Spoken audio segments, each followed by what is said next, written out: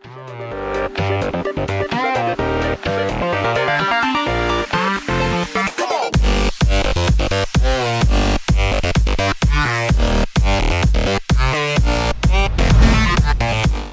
what's going on? It's Sod Dudes, Dean here. Welcome back. We have some Black Ops 3 in the background today using that Dark Matter FFAR. That's right, I went through and grinded and got that Dark Matter FFAR. It's pretty good looking, but yeah, that's not what I wanted to talk about in this video. I'm actually going to do a video talking about Dark Matter and was it worth it, and was it worth the price of admission, if you will, in another video. So we'll discuss that in a different video. But what I want to talk about is this new specialist, Blackjack. If you noticed, I'm using Blackjack in this gameplay, and I'm using his rogue ability, I think it's what it's called. He's got rogue and gambler. Those are his weapon, quote unquote weapon, and his ability. And I wanted to talk about whether he's worth it. Is he worth going for? How good is he? And can he really change a gameplay around? Now in this gameplay, I think I should mention that it starts off a little bit slow, gets really good towards the middle, and then slows down again, and then picks back up towards the end. So you're going to see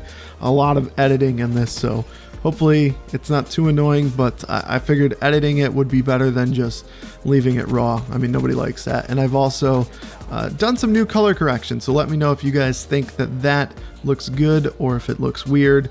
Maybe it's a little too strong. It might be a little too strong. I think it looks good. Anyway, let's talk about Blackjack. Is he good? Yeah, he's really good. Blackjack is really powerful. Honestly, when I first heard about him and heard about his ability and his weapon, I was like, I mean, why would I do that when I could just use the other specialists? You know what I mean? Like, why would I use rogue to go and get a scythe like I have here when I could just run a scythe? Well, here is where his power really comes in. His gun mode lets you get it after getting 5 kills. So you can get a scythe and 5 kills. That's crazy. And then you can also reroll. So maybe you get I don't know, gravity spikes on the 5th kill, and you're like, I don't want gravity spikes, and then you kill somebody else and you get the Ripper.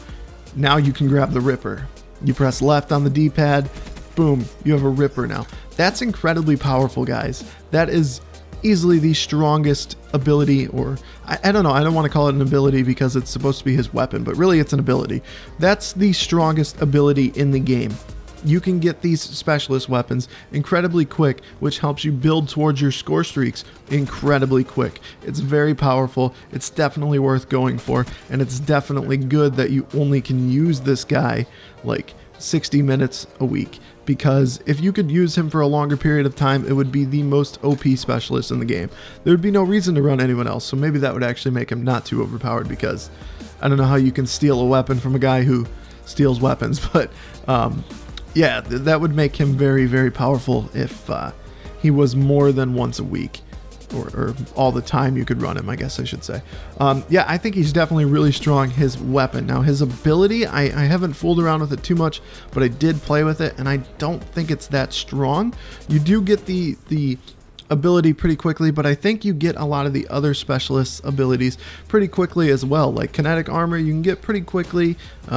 What are the other ones? Like the invisibility one, I know you get that real quick.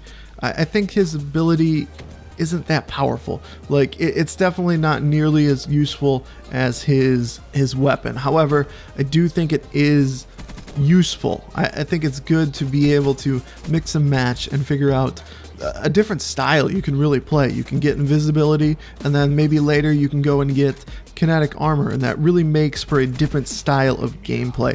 I think that Blackjack's a good thing. I definitely think that he adds something to the game that we didn't have, and I don't think there's a cheap way to acquire him. You definitely got to work for it to get those weekly contracts. They're not super hard. I didn't do the second week one because it was objective game modes, and I'm not an objective player. I haven't looked what his ability, or what the contracts are rather, for this week, the weekly ones.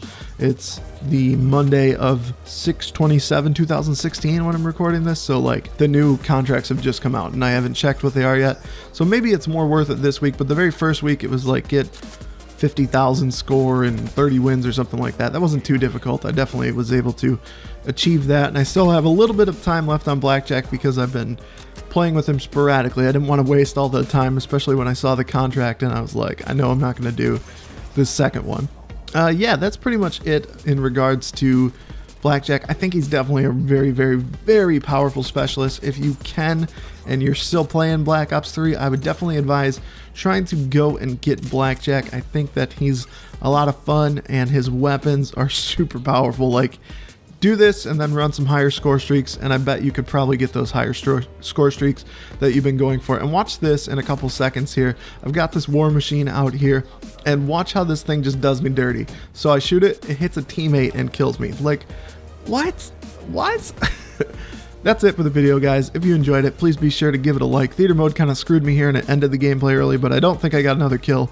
Final score was 46-9. If you enjoyed it, give it a like. If not, feel free to give it a dislike, and I'll see you guys in the comments below.